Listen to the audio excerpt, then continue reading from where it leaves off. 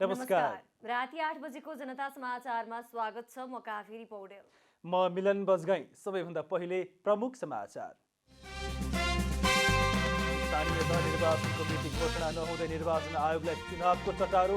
आयोगद्वारा मतपत्र डिजाइनका लागि दरखास्त आह्वान। आफ्नो क्षेत्रभित्र अनधिकृत रूपमा सञ्चालित संरचना हटाउने पशुपति क्षेत्र विकास कोषको निर्णय बाहेकका कुनै संरचना राख्न नदिने स्पष्ट।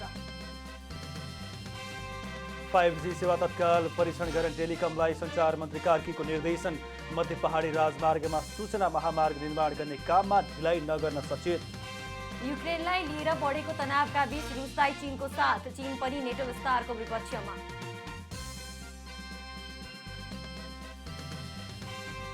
र बेजिङमा जारी शीतकालीन ओलम्पिकको पहिलो स्वर्ण नर्वेलाई 15 किलोमिटर क्रस कन्ट्री स्किङमा जोहाउगलाई सफलता।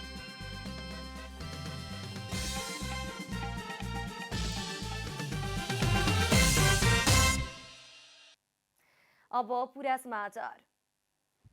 सरकारले स्थानीय तहको चुनावको मिति घोषणा गर्न बाँकी रहँदा निर्वाचन आयोग भने चुनावको तयारीमा जुटेको छ। आसन्न निर्वाचनलाई मध्यनजर गर्दै आयोगले मतपत्र डिजाइनका लागि दरखास्त आह्वान गरेको छ। आयोगले मतपत्र, लोगो, निर्वाचन चिन्ह तथा निर्वाचन शिक्षा तथा सूचना सामग्री डिजाइनका लागि दरखास्त आह्वान गरेको हो। आयोगले आज सूचना प्रकाशित गर्दै तोकेको अवधिमा काम गर्न चाहने इच्छुक व्यक्तिले सूचना प्रकाशित भएको मितिदेखि 5 दिनभित्र आवेदन दिन आग्रह गरेको छ। आवेदन आयोगको कार्यालय वा आयोगको इमेलमा दर्ता गर्न सकिनेछ। निवेदनको ढाँचा आयोगको मतदाता नामावली तथा निर्वाचन सञ्चालन शाखा वा वेबसाइटबाट प्राप्त गर्न सकिने बताइएको छ। मान्यता प्राप्त विश्वविद्यालयबाट चित्रकला र ग्राफिक डिजाइनमा कम्तीमा स्नातक, दृष्टान्त चित्र र ग्राफिक डिजाइनमा कम्तीमा 2 वर्षको अनुभवी, रेखाचित्र तथा रङ्गीन चित्र सम्बन्धी दक्ष व्यक्तिले आवेदन दिन सक्ने आयोगले जनाएको छ। पशुपति क्षेत्र विकास कोषले आफ्नो क्षेत्रभित्र अनधिकृत रूपमा सञ्चालनमा रहेका अस्थायी टहराहरू हटाउन भनेको छ। पशुपति क्षेत्र विकास कोषका प्रवक्ता रेवती रमण अधिकारीले कोषको ऐन, कानुन र निर्णय बाहेक अनधिकृत रूपमा बनाइएका अस्थायी टहराहरू हटाउने निर्णय कार्यान्वयन गर्न लागि जानकारी दिनुभएको हो। उहाँले फूल, प्रसाद लगायतको व्यवस्थापनका लागि स्थायी संरचना बनेकाले अस्थायी खालका टहराहरू हटाउन लागि स्पष्ट पार्नुभयो। पशुपति क्षेत्र विकास कोषको स्वीकृति वा निर्णयभन्दा बाहेकको रूपमा राखिएका त्यस्ता अनधिकृत टहराहरूलाई, अनावश्यक जो अशोभनीय देखिएका छन् त्यस्ता टहराहरूलाई हटाउने हाम्रो नीति पहिलेदेखिकै हो र त्यसलाई हटाउने भन्दा पनि हामीले थप व्यवस्थित गर्न खोजेका हौँ। र कोषले पशुपतिनाथ मन्दिर दर्शनका लागि जाने दर्शनार्थीका लागि आवश्यक फूलमाला, प्रसादी, चिनो लगायतका व्यवस्था स्थायी संरचना बनाएर व्यवस्था गरेको जनाएको छ। अधिकारीले दर्शनार्थीको दर्शनका लागि आवश्यक पूजा सामग्री लगायतका धार्मिक सामग्री पर्याप्त मात्रामा रहेको बताउनुभयो। सञ्चार तथा सूचना प्रविधि मन्त्री ज्ञानेन्द्र बहादुर कार्कीले 5G सेवा तत्काल परीक्षण गर्न नेपाल टेलिकमलाई निर्देशन दिनुभएको छ। मन्त्री कार्कीले नेपाल दूरसञ्चार प्राधिकरणले सो सेवा परीक्षणका लागि स्वीकृत दिइसकेको उल्लेख गर्दै त्यसको तत्काल परीक्षण गरी आम जनतामा सेवा पुर्याउन नेपाल टेलिकमलाई निर्देशन दिनुभएको हो। कम्पनीको 18औं वार्षिक उत्सवको अवसर पारेर शनिबार काठमाडौँमा आयोजित कार्यक्रममा मन्त्री कार्कीले 4G आयोजना र मध्य पहाडी राजमार्गमा अप्टिकल फाइबर बिछ्याई सूचना महामार्ग निर्माण गर्ने कामलाई ढिलाइ नगर्न पनि नेपाल टेलिकमलाई सचेत गराउनुभयो। राष्ट्रिय गौरवको LTE प्रविधिको 4G आयोजना र मध्य पहाडी राजमार्गमा अप्टिकल फाइबर बिछ्याई सूचना महामार्ग निर्माण गर्न राज्यले सुम्पिएको अभिभारा निर्धारित समयमा नै सम्पन्न हुनेछ भन्ने विश्वास लिएको छु। यसै गरी नेपाल दूरसञ्चार प्राधिकरणबाट 5G को सेवा परीक्षणको लागि स्वीकृति प्राप्त भइसकेको हुँदा यसलाई पनि यथाशीघ्र कार्य अगाडि बढाउन आग्रह गर्दछु। मन्त्री कार्कीले तीव्र गतिको इन्टरनेट सेवाको विस्तार गरी आफ्ना ग्राहकलाई छिटो, छरितो र सुलभ सेवा उपलब्ध गराउन पनि नेपाल टेलिकम समक्ष हुने विश्वास व्यक्त गर्नुभयो।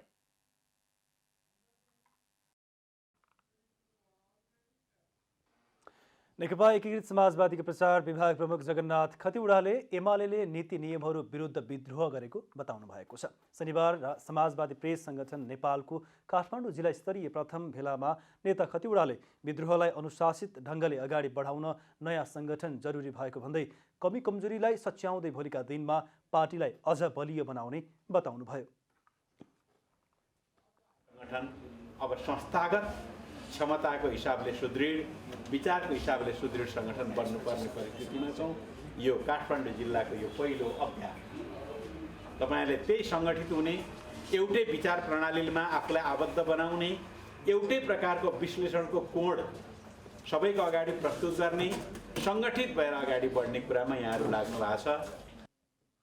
कार्यक्रममा समाजवादी प्रेस सङ्गठन नेपालका अध्यक्ष शम्भु श्रेष्ठले हालसम्म पनि प्रतिगमन नसकिएको भन्दै उद्देश्य सहितको पत्रकारिता जरुरी भएको बताउनुभयो। प्रेस चौतारी नेपाल प्रतिगमनको पक्षमा लागिसकेपछि त्यसका विरुद्ध सडक सङ्घर्ष गरेर यो लोकतन्त्र, यो संविधान जोगाउने हामी पत्रकार साथीहरू समाजवादी प्रेस सङ्गठन भन्ने नयाँ सङ्गठन प्रेस सङ्गठन खोल्न बाध्य भयौँ। अध्यक्ष श्रेष्ठले समाजवादी प्रेस सङ्गठन नेपालले श्रमजीवी पत्रकारहरूको हक हितका निम्ति काम गरिरहेको बताउनुभयो। नेकपा एमालेका वरिष्ठ उपाध्यक्ष ईश्वर पोखरेलले सरकारले संविधान र कानुन विपरीत काम गरी सञ्चार माध्यमहरूले विरोध गर्नुपर्ने बताउनु भएको छ। पार्टी निकट पत्रकारहरूको सङ्गठन प्रेस चौतारी नेपालको 24औं स्थापना दिवसको अवसरमा शनिबार काठमाडौँमा आयोजित कार्यक्रममा वरिष्ठ उपाध्यक्ष पोखरेलले पत्रकारहरूमा पेशागत दक्षता र मर्यादा अनिवार्य भएको भन्दै संविधान र कानुन विपरीत काम भए सञ्चार माध्यमले विरोध गर्नुपर्ने बताउनु भएको हो। तथ्यको आधारमा सत्य पत्ता लगाउने कुराहरू, आफ्ना गल्ती कमजोरी भयो भने ती गल्ती कमजोरीप्रति महसुस गर्ने कुराहरू र आम पाठकहरू, आम जनतासित एकाकार हुने कुराहरू, जनताको बिचमा घृणा फैलाउने खालका कुराहरू, गलत कुराहरू, अनि यो सत्य त हो नि, सूचना त हो नि, जानकारी गराउनुपर्छ भनेर अनुत्तरदायी ढङ्गले जुन सम्प्रेषण गर्ने कुराहरू भयो भने त्यो अपराध हो। त्यो कुराप्रति हाम्रो ध्यान जानु जरुरी छ। वरिष्ठ उपाध्यक्ष पोखरेलले प्रेस चौतारी नेपाल नेकपा एमाले भातृ सङ्गठन भएको भन्दै उहाँले एमालेको नीति, योजना र कार्यक्रमलाई बुझेर सोही अनुरूप निर्दिष्ट हुन निर्देशन समेत दिनुभयो। त्यस्तै नेकपा एमाले नेता विष्णु रिजालले पत्रकारिता क्षेत्रको विकास र विस्तारसँगै श्रमजीवी पत्रकारहरूका मुद्दालाई पनि जोड दिनुपर्ने बताउनुभयो। सञ्चारगृहहरूलाई आवश्यक सेवा सुविधा सहुलियत सरकारले गर्ने गरेको छ। हामी पनि जोड दिन चाहन्छौँ। सञ्चार क्षेत्रको विकास र विस्तारका लागि, यसको व्यावसायिकताका लागि सरकारले आवश्यक मात्रामा सहयोग गरोस्। साथसाथै त्यसरी सहयोग गर्दा सञ्चार क्षेत्रको सबैभन्दा महत्त्वपूर्ण मेरुदण्ड भनेको जनशक्ति हो, यसमा संलग्न सञ्चारकर्मी हुन् भन्ने कुरालाई पनि सञ्चारगृहहरूले ध्यान राखुन् भन्ने हाम्रो जहिले पनि अनुरोध रहँदै आएको छ। कार्यक्रममा प्रेस चौतारी नेपालले विभिन्न पत्रकारिता पुरस्कार 2077 र 78बाट पुरस्कृत हुने पत्रकारहरूको नाम घोषणा गरेको छ। पुरस्कृत हुने पत्रकारहरूलाई आगामी 9औं राष्ट्रिय महाधिवेशनमा पुरस्कार वितरण गरिने प्रेस चौतारी नेपालका अध्यक्ष गणेश बस्नेतले बताउनुभयो। देशभर थप 1714 जनामा कोरोना भाइरसको संक्रमण पुष्टि भएको छ। स्वास्थ्य तथा जनसङ्ख्या मन्त्रालयका अनुसार 8513 जनाको परीक्षण गर्दा PCR विधिबाट 1103 र एन्टिजन विधिबाट 611 जनामा संक्रमण पुष्टि भएको हो। यही अवधिमा थप 4771 जना संक्रमण मुक्त भएका छन्। नेपाल हालसम्म कुल संक्रमित मध्ये 9,639 जना संक्रमण मुक्त भइसकेका छन्। हाल देशभर 52,780 जना सक्रिय संक्रमित रहेको स्वास्थ्य मन्त्रालयको तथ्याङ्क छ। यसैबीच कोभिड-19 को संक्रमणबाट थप 9 जनाको मृत्यु भएको छ। हालसम्म देशभर 11,803 जनाको कोरोना संक्रमणबाट मृत्यु भइसकेको छ। सबै नागरिकको पहुँचमा कोभिड विरुद्धको खोप पुर्याउनका लागि खोप कार्ड नभएकाहरूलाई सार्वजनिक सेवा नदिने नीति लिनु परेको सरकारले स्पष्ट पारेको छ। कोभिड विरुद्धको खोप लिन मानिसहरू नआउने क्रम बढेपछि सरकारले उनीहरूलाई खोपको दायरामा अनिवार्य रूपमा ल्याउनका लागि यस्तो नीति लिनु परेको स्वास्थ्य तथा जनसङ्ख्या मन्त्रालयकी प्रवक्ता डाक्टर सङ्गीता मिश्रले प्रस्ट्याउनुभयो। प्रवक्ता मिश्रले यो नीति लिएपछि कोभिड विरुद्धको खोप लगाउनेहरूको भिड नै लाग्न सुरु गरेको पनि स्मरण गराउनुभयो। प्रवक्ता मिश्रले सरकारले लिएको यो नीति मिडियामा आए जस्तो नागरिकलाई खोपबाट वञ्चित गराउन वा कसैमाथि विभेद गर्न नभएको स्पष्ट पार्नुभयो।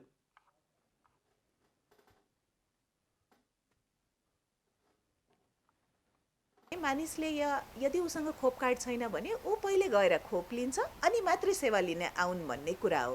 त्यही भएर यो राज्यको नीति चाहिँ खोपमा पहुँच बढाउनको लागि लिएको नीति हो र यसमा कुनै पनि अहिले भनौँ न मिडियामा प्रचार भए जस्तो कसैलाई विभेद गर्नलाई अथवा कुनै सेवा निषेध गर्नलाई निएको चाहिँ नीति चाहिँ रहेनछ।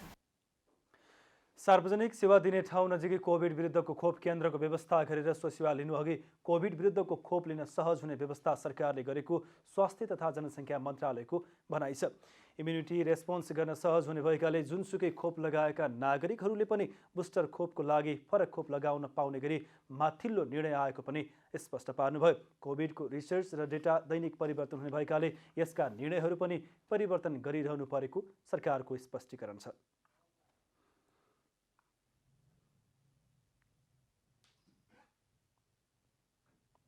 होमोलोगस वा हेट्रोलोगस जुन पनि लगाउन सकिन्छ, तर हेट्रोलोगसमा जाँदा हाम्रो जुन इम्युनिटी रेस्पोन्स छ त्यो राम्रै देखिएको हुनाले अहिले चाहिँ नेपालमा पनि पहिला होमोलोगस भन्दा पनि अहिले चाहिँ हेट्रोलोगसको कुरा चाहिँ नेपाल सरकारले अगाडि सारेको छ। स्वास्थ्य मन्त्रालयले स्वास्थ्य सुरक्षा मापदण्ड पूर्ण पालना गर्न र कोभिड खोप लगाउन सबै नागरिकलाई पटक पटक अपिल गर्दै आएको छ। जनता समाचारमा अब छोटो विश्राम।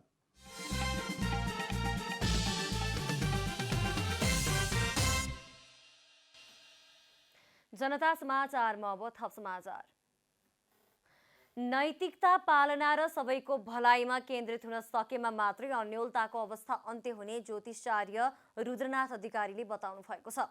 अधिकारीले विक्रम सम्वत 2082 सम्म राष्ट्रले अहिलेको अवस्थाको निकासको उत्तर नभेट्ने अन्योलताको अवस्था रहने भए पनि आगामी स्थानीय तहको निर्वाचन भने राष्ट्रका लागि सुखद रहने बताउनु भएको छ। जनता टेलिभिजनको कार्यक्रम विशेष समयमा कुरा गर्दै ज्योतिषार्य अधिकारीले राष्ट्रवाद र राष्ट्रभक्ति फरक कुरा भएको समेत जिकिर गर्नुभएको छ। राष्ट्रवादलाई राजनैतिक रूपले जोडिने कुरा भए पनि राष्ट्रभक्ति अन्तस्करणको कुरा भएको उहाँको बुझाइ छ। 2082 सालसम्मको लागि मैले यो विभिन्न समयमा पनि अलिकति केही भन्दै आएको छु। 2082 सालसम्म कम्प्लिट कोर्समा जानको लागि पोलिटिक्स अल्मलिएको छ। अब आउँदो चुनावमा नै यो कुरो हेर्नुहोला, यो मेरो भविष्यवाणी हो, जनताको अगाडि जनता टेलिभिजनबाट बोल्दैछु र आउँदो चुनावमा यसको परिणाम निकै सुखद र आशावादी परिणाम आउँछ। ज्योतिषार्य अधिकारीसँगको कुराकानी आज राति 8:45 मा हेर्न सकिनेछ। महिला हिंसा मध्ये घरेलु हिंसा उच्च बिन्दुमा पुगेको छ। घरेलु हिंसा सबैभन्दा बढी हुने तर कम देखिने हिंसा हो। यसको विनाशकारी परिणाम पीडितको जीवनमा मात्र नभई बृहत्तर रूपमा परिवार, समुदाय तथा समाजलाई नै पर्न गएको छ। प्रहरी, महिला आयोग र स्थानीय तहमा दर्ता भएका घरेलु हिंसा र सर्वेक्षणको आधारमा 62% अर्थात् 146 जनामा घरेलु हिंसा भएको तथ्याङ्क छ। यस्तै सामाजिक हिंसा 11%, बलात्कार 10%, यौन दुर्व्यवहार 8%, हत्या 4%, मानव बेचबिखन 2.6%, आत्महत्या 0.4% र अन्य 1.7% रहेको छ। हिंसाको स्वरूप फरक, तर गाउँदेखि सहर र शिक्षितदेखि अशिक्षित परिवारसम्म घरेलु हिंसा हुने गरेको छ। पहिले महिला सबै कुरामा श्रीमानसँग आश्रित हुनुपर्ने र पारिवारिक त्रासका समस्या बाहिर नल्याउँदा हिंसाका घटना बाहिरिने गरेका थिएनन्। तर पछिल्लो समय महिला आत्मनिर्भर बन्दै जानु र आफ्नो अधिकारको लागि लड्न सक्ने क्षमताको विकास हुँदा हिंसाको मुद्दाहरू बाहिरिन थालेका छन्। सुरुमा सामान्य अवस्थामा उहाँहरू अदालतसम्म आउनुहुन्न, प्रहरी कहाँ आउनुहुन्न, हैन। जब उहाँ चाहिँ आफ्नो लाइफ थ्रेटमा छ, अब त्यो घरमा बसेर मेरो जीवन म बाँच्न सक्दिनँ भन्ने अवस्थामा मात्रै महिलाहरू चाहिँ आउनुहुन्छ। अन्तिम अवस्था पुगेपछि मात्रै आउनुहुन्छ हैन। हामीले अहिले स्वरूपहरू हेर्दाखेरि पनि त्यो चाहिँ देख्छौँ। घरेलु हिंसा मानवाधिकारको एक भयानक समस्याको रूपमा रहेको छ। अझै पनि कतिपय महिलाहरूले लाज र सामाजिक लाञ्छनाको डरले घटना बाहिर ल्याउन सकिरहेका छैनन्। त्यसै कारण हिंसा घरभित्रै गुपचुप रहने गर्छ। किन अहिले धेरै भइरहेको छ भन्दाखेरि हिजो सहनुहुन्थ्यो त्यो कुराहरू बाहिर आउँदैन थियो। अहिलेको महिलाहरू आफू पनि आत्मनिर्भर हुनुहुन्छ, हिंसा सहन सक्नुहुन्न। नेपालको संविधानको धारा 38 को उपधारा 6 मा महिला सम्बन्धी हक अधिकारको बारेमा कानून बनाइएको छ। तर समुदाय स्तरमा महिला अधिकारको कानूनबारे सूचना प्रवाह गर्न राज्य चुकिरहेको छ। त्यत्रो माइतीघर मण्डलामा जानुस्, ठुल्ठुलो होर्डिङ बोर्डहरू राखिएको छ, चुरोटको विज्ञापन छ, सबैको खै त कानुनको विज्ञापन कहाँ छ त? घरेलु हिंसाको कानुन यस्तो छ, तिमीले हिंसा गर्नु हुँदैन, यस्तो हिंसा गरेमा यस्तो सजाय हुन्छ भनेर राज्यले कानुन बनेको कुरा कहिले जानकारी? कसले म पो कानुन पढाएको छु, मैले पो कानुन पढाउँछु र मैले किताब हेर्छु, तर आम व्यक्तिले त कसरी हेर्ने हैन? सरकारले सूचना प्रवाह गर्नुपर्छ। हिंसाहरूका कारण महिलाहरूको आत्मबल कमजोर हुन गई सामाजिक इज्जत प्रतिष्ठाको डर मानेर घर परिवार समाज कार्यक्षेत्र र राज्य तहमा हुने सबै प्रकारका हिंसालाई मौन रूपमा स्वीकार्न बाध्य हुन्छन्। घरेलु हिंसा तथा महिलामाथि हुने सबै खाले हिंसा अन्त्यका लागि व्यक्तिगत सोच र व्यवहारमा परिवर्तन आवश्यक छ। साथै प्रत्येक नागरिकले हिंसा रहित वातावरणमा जिउन पाउने अधिकारको सुनिश्चित गर्नु राज्यको दायित्व पनि हो। क्यामेरामा जेपी श्रेष्ठका साथ राधिका तामाङ, काठमाडौँ। लमजुङको घले गाउँमा हिउँ परेपछि हिउँ खेल्ने पर्यटकहरूको ओइरो लागेको छ। सार्क राष्ट्रकै नमुना घले गाउँमा हिउँ परेपछि त्यहाँ हिउँ खेल्न बेसी सहरसहित अन्यत्र जिल्लाबाट पनि आन्तरिक पर्यटकको भिड लागेको हो। लमजुङका जुनसुकै कुनाबाट पनि सेता हिमालका डाँडा सजिलै देख्न सकिन्छ। तर स्थानीयलाई हिउँ खेल्न कि त मनाङ पुग्नुपर्छ कि त अन्यत्र। तर यस वर्ष जिल्लाकै विभिन्न भागहरूमा बाक्लो हिमपात भएपछि सार्क राष्ट्रकै नमुना पर्यटकीय घले गाउँमा हिउँ खेल्न पर्यटकको ओइरो लागेको छ। दैनिक पर्यटकहरूको चाप रहने घले गाउँमा बिहिबार हिउँ परेपछि प्रत्यक्ष रूपमा हिउँ खेल्न पाउँदा पर्यटकहरू निकै खुसी भएका छन्। हामी चाहिँ बेस्तर 7बाट आएको होइन घले गाउँमा हेर्नलाई। पहिलोचोटि आएको चाहिँ हामी 1 घन्टा जति हुन लाग्यो होइन। एकदम बाक्लो रहेछ हिउँ चाहिँ, एकदम रमाइलो लागिराख्यो होइन। हामी सम्पूर्ण साथीहरू मिलेर हिउँ खेल्न आएको, एकदम रमाइलो भइराख्यो। एकदम रमाइलो, एकदम खुसी छौँ हामी। बेस्तर चन्डाबाट आएको, पहिलोचोटि हिउँ खेल्न आएको, एकदम रमाइलो लागेको छ। सबै साथीहरू मिलेर आएको हामी। हजुरहरू पनि आउनु भएर चाहिँ हामीलाई एकदम खुसी लाग्यो। चिसोको प्रवाह नगरी घले गाउँमा हिउँ खेल्न लमजुङ सहित बाहिरी जिल्लाका आन्तरिक पर्यटकहरू पनि पुगेका हुन्। लामो समयपछि यति ठूलो मात्रामा हिउँ परेपछि आन्तरिक पर्यटकहरू पनि लोभिएका हुन्। कोभिड संक्रमण जोखिमका कारण लामो समय पर्यटन व्यवसाय प्रभावित बनेका बेला पर्यटकहरूको आगमनसँगै हिउँले गर्दा बालीनाली सप्रिने भएकोले स्थानीय निकै उत्साहित भएका छन्। अहिलेको हिजो आजको चाहिँ यो हिमपातले गर्दाखेरि एकदमै यो घले गाउँवासीलाई नयाँ चाहिँ उमङ्ग, नयाँ जोस पर्यटक आउँछ भनेर पलाएको छ। र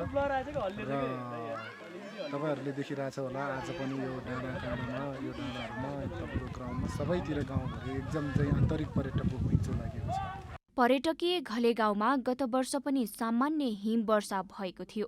तर अहिले करिब 1 फिट बाक्लो हिमपात परेको छ। वर्षौंपछिको हिमपातपछि हिउँ र चिसोले घले गाउँको जनजीवन प्रभावित भएको छ। हिमपातसँगै चिसो अत्याधिक बढेको र चिसोका कारण बालबालिका र वृद्ध बढी प्रभावित भएका छन्। घले गाउँसँगै मर्स्याङदीको सिउरुङ, हरसिङ डाँडा, बेसी सहर नजिकको वनक्षेत्र, दुधपोखरी लगायतका क्षेत्रमा बाक्लो हिमपात भएको छ। बाक्लो हिमपातका कारण हरियो जंगल र काला पहाड पनि पुरै सेताम्य देखिएका छन्। लमजुङबाट बसन्ता भट्टको रिपोर्ट। देशैभर वर्षासँगै परेको हिउँले इलामको उच्च पहाडी क्षेत्रको जनजीवन प्रभावित बनेको छ। हिउँ परेपछि सदरमुकामबाट हिउँ खेल्न उच्च पहाडी क्षेत्रमा पर्यटकहरू जान थालेका छन्।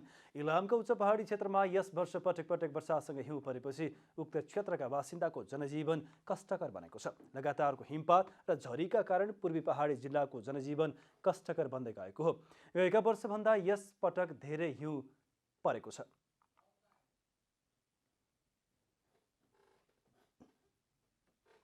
एकदम अब यति बेला चाहिँ हिउँ पर्ने सिजन हो। तपाईँ अस्तिको दिनदेखि हिउँ पर्न थालेको यहाँ चाहिँ होइन। अहिले अब नाप्नै पर्दा 4-5 इन्च चाहिँ परिसक्यो हिउँ। तपाईँको पर्यटकहरू धेरै नै आएको छन् यहाँनिर, फिदिमदेखि लामदेखि लिएर होइन। धेरै टाढाको पर्यटकहरू आएको छ यहाँनिर। खाना बस्नको व्यवस्था पनि अब राम्रै छ यतिको होइन। अब ठाउँ अनुसार राम्रै लाग्छ मलाई चाहिँ होइन। चिसोका कारण विशेष गरेर घर बाहिरको काम गर्न समस्या भएको छ। मङ्गलबार साँझबाट हिउँ झरेपछि उच्च पहाडी क्षेत्रका बासिन्दालाई समस्या भएको हो। यस पटक विगतभन्दा निकै तलसम्म हिउँ परेको स्थानीयवासीको भनाइ छ। इलामका ग्रामीण भेगमा इन्टरनेटको पहुँच नहुँदा आधुनिक प्रविधिमा काम सञ्चालन गर्न अझै पनि धेरै पालिकाले सकिरहेका छैनन्। इन्टरनेट जडान गरे पनि सञ्चालनमा समस्या हुने गरेपछि धेरै ठाउँमा अझै पनि हस्तलिखितमै काम चलाउनु पर्ने बाध्यता छ। तर सेवा प्रदायक कम्पनीले राम्रो किसिमको इन्टरनेट जडान गर्ने हो भने वडा कार्यालयले पनि अनलाइन मार्फत काम सञ्चालन गर्न सक्छ। हस्तलिखित र कागजको प्रयोग गर्दै आएको इलामको माइजोगमाई गाउँपालिकाले अब सबै काम अनलाइन प्रविधि मार्फत गर्न सुरु गरेको छ। प्रविधि मार्फत गरिएका काम पारदर्शी हुनुका साथै छिटो छरितो र केही त्रुटि भएको खण्डमा पनि चाँडो सच्याउन सकिने भएकाले गाउँपालिकाले अनलाइन प्रविधिमा काम गरिरहेको छ। जनतालाई लामो समयसम्म लाइन बस्नुपर्ने बाध्यताको अन्त्य गर्न गाउँपालिकाले अनलाइन प्रविधि सञ्चालनमा ल्याएको हो। आर्थिक वर्ष 2077-78बाटै गाउँपालिकाको पुरै काम कम्प्युटर र इन्टरनेटको प्रयोगबाट हुँदै आएको छ। त्यस्तैको अनलाइनको कामहरू हामी सबै नेट इन्टरनेटै माध्यम अनलाइनबाट नै प्रविधिबाट नै हामी गर्छौँ र अहिले हाम्रो सम्पूर्ण माइजोगमाई गाउँपालिका जति पनि कारोबार हरेक डकुमेन्टको कुराहरू सबै कुराहरू चाहिँ हामी अनलाइन मार्फत र प्रविधि अथवा नेट इन्टरनेट मार्फत चाहिँ हामीले गरेका छौँ र अप्टिकल फाइबर हामीले सबै गाउँपालिकाको वडा गाउँपालिकामा हामीले जोडिसकेका छौँ। र पालिकाबाट सेवा दिने क्षेत्रहरूमा कम्प्युटर र प्रविधि मार्फत काम हुने गरेका छन्। प्रविधि मैत्री बनाउने नीति अनुसार गाउँपालिकाले यो कामको थालनी गरेको हो। हस्तलिखित तरिकाले काम हुँदा कागजपत्र एक शाखाबाट अर्को शाखामा सदर गर्न पुर्याउनु पर्ने बाध्यता थियो। तर अहिले एक टेबलको कम्प्युटरबाटै सबै काम गर्न सकिने भएको छ, जसले गर्दा जनताले चाँडै सेवा लिन त पाए, तर इन्टरनेट सधैँ एकनासको नहुँदा कहिलेकाहीँ समस्या हुने गरेको छ। 1 वर्ष अगाडिदेखि नै प्रविधि मैत्री भएको छ र अहिले अब के कुरामा प्रविधि मैत्री हुँदा समस्या चाहिँ के हुन्छ भने अब इन्टरनेट यो कोही बेला चल्दिन भने दुःख पाउने चाहिँ एउटा समस्या त्यहाँ रहँदो रहेछ। अरू भनेको चाहिँ एकदम राम्रो छ। गाउँपालिकाले पहिलो चरणमा कर सङ्कलनको काम प्रविधि मार्फत सुरु गरेको थियो। कर सङ्कलन प्रणाली प्रविधि मार्फत भएपछि यी हाजिरी, जिन्सी, स्टोर दाखिला, दर्ता चलानी, सिफारिस, लेखा प्रणाली, स्वास्थ्य र शिक्षा शाखासँगै पालिकामा हुने सबै काम प्रविधि मार्फत हुँदै आएको छ। अनलाइन मार्फत काम गरिँदा दैनिक कार्य प्रगति समेत हेर्न सकिने भएकाले दैनिक कार्य योजना बनाउन पनि सहज भएको छ। हामी कम्प्युटराइज सिस्टमबाट सम्पूर्ण सेवाहरू प्रवाह गर्नको लागि हामीले प्रयासरत थियौँ र लगभग हामी यसको अन्त्यसम्म पुगिसकेका पनि छौँ। हाम्रो इन्टरनेट सिस्टमको कनेक्सन मात्रै बाँकी हो, अरू सिस्टम सबै सिधाइसकेका छौँ र त्यो सिस्टम लागू भयो भने वडा कार्यालयबाट हुने कामहरू पनि हामी यहीँबाट कार्य सम्पादन गर्न सक्छौँ। प्रविधि मार्फत हुने कामको अनुगमनका लागि कार्यालयले सीसी क्यामेरा सबै शाखा, वडा कार्यालय र प्रमुख प्रशासकीय भवनमा जडान गरेको छ। कम्प्युटर र इन्टरनेट मार्फत हुने कामले गाउँपालिकाको चालु खर्च समेत घटेको छ। इलामबाट भगीरथ भण्डारीको रिपोर्ट। जनता समाचारमा अब आर्थिक समाचार।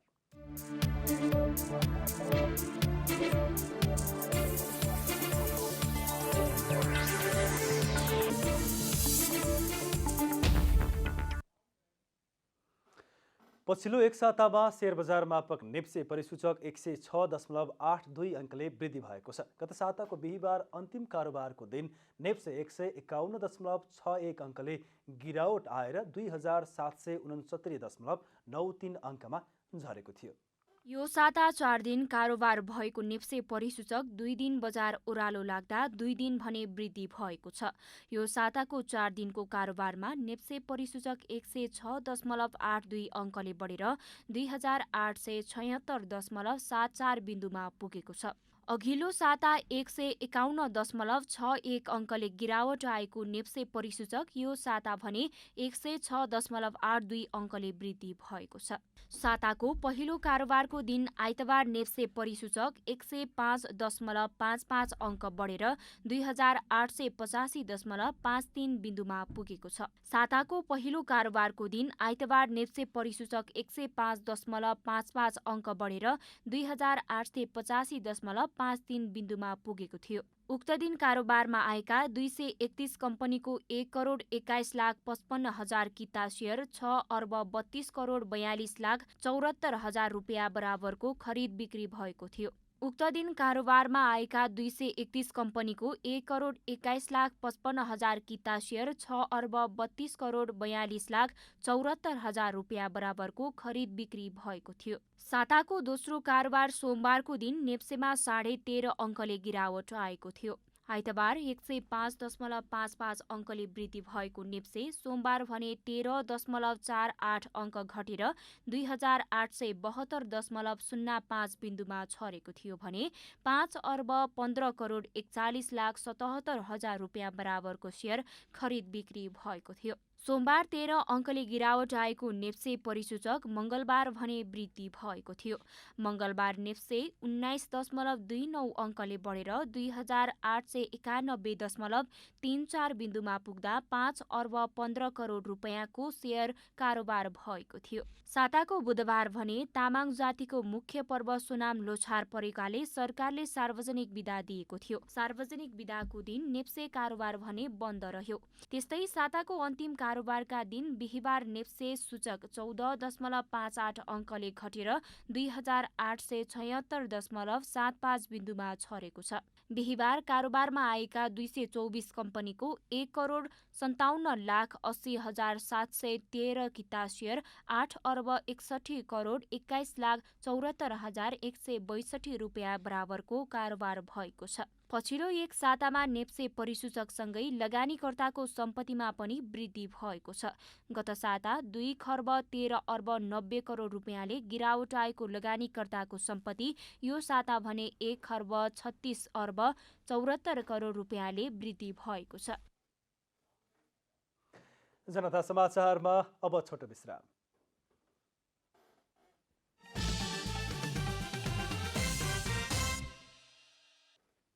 अब मौसम समाचार।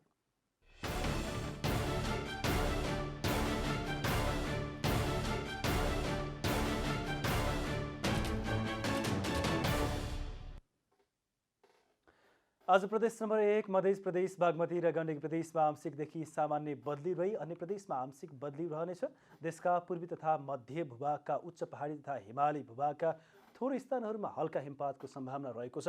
प्रदेश 1 मध्य प्रदेश र बागमती प्रदेशमा आंशिकदेखि सामान्य बदली रही देशका अन्य प्रदेशका पहाडी भूभागमा आंशिक बदली रहने जल तथा मौसम विभागले जनाएको छ।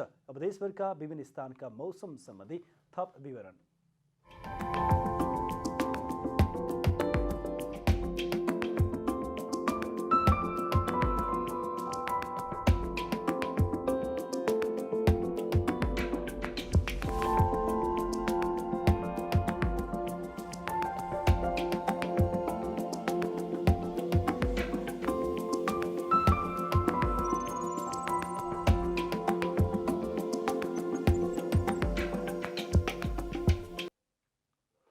अन्त्यमा आजको डायरी। सरकारले स्थानीय तहको चुनावको मिति घोषणा गर्न बाँकी रहँदा निर्वाचन आयोग भने चुनावको तयारीमा जुटेको छ। आसन्न निर्वाचनलाई मध्यनजर गर्दै आयोगले मतपत्र डिजाइनका लागि दरखास्त आह्वान गरेको छ। आयोगले मतपत्र, लोगो, निर्वाचन चिन्ह तथा निर्वाचन शिक्षा तथा सूचना सामग्री डिजाइनका लागि दरखास्त आह्वान गरेको हो। पशुपति क्षेत्र विकास कोषले आफ्नो क्षेत्रभित्र अनधिकृत रूपमा सञ्चालनमा रहेका अस्थायी टहराहरू हटाउने भएको छ। पशुपति क्षेत्र विकास कोषका प्रवक्ता रेवती रमण अधिकारीले कोषको ऐन, कानून र निर्णय बाहेक अनधिकृत रूपमा बनाइएका अस्थायी टहराहरू हटाउने निर्णय कार्यान्वयन गर्न लागि जानकारी दिनुभएको हो। सबै नागरिकको पहुँचमा कोभिड विरुद्धको खोप पुर्याउनका लागि खोप कार्ड नभएकालाई सार्वजनिक सेवा नदिने नीति लिनु परेको सरकारले स्पष्ट पारेको छ। कोभिड विरुद्धको खोप लिन मानिसहरू नआउने क्रम बढेपछि सरकारले उनीहरूलाई खोपको दायरामा अनिवार्य रूपमा ल्याउनका लागि यस्तो नीति लिनु परेको स्वास्थ्य तथा जनसङ्ख्या मन्त्रालयकी प्रवक्ता डाक्टर सङ्गीता मिश्रले प्रस्ट्याउनुभयो। स्वास्थ्य मन्त्रालयले स्वास्थ्य सुरक्षा मापदण्डको पूर्ण पालना गर्न र कोभिड खोप लगाउन सबै नागरिकलाई पटक पटक अपील गर्दै आएको छ। चीन पश्चिमा राष्ट्रहरूको सैन्य गठबन्धन नेटो विस्तारको विरोधमा उभिएको छ। युक्रेनलाई लिएर बढेको तनावका बीच चीनले रुसको साथ दिँदै आएको छ। पश्चिमा शक्तिको सामना गर्नका लागि रुस र चीन थप नजिकिएका हुन्। रुसले पश्चिमा राष्ट्रसँग युक्रेन नेटोमा सामेल हुने ढोका बन्द गरिनुपर्ने माग गरेको छ। चीन र रुसले नेटोमाथि शीत युद्धकालीन नीति अवलम्बन गरेको आरोप समेत लगाएका छन्। बेइजिङ विन्टर ओलम्पिकको पहिलो स्वर्ण पदक नर्वेले जितेको छ। थेरेसे जुहाउगले नर्वेका लागि पहिलो स्वर्ण पदक जितेकी हुन्। जुहाउगले महिलाको स्कियाथलनको 15 किलोमिटर क्रस कन्ट्री स्किङमा स्वर्ण जितेकी हुन्। रुसकी नाटालिया नेपेआइभले 44 मिनेट तथा 43.9 सेकेन्डमा रजत पदक तथा अस्ट्रियाकी टेरेसा स्ट्यान्डलोभरले 44 मिनेट तथा 44.2 सेकेन्डमा कांस्य पदक हात पारेकी हुन्।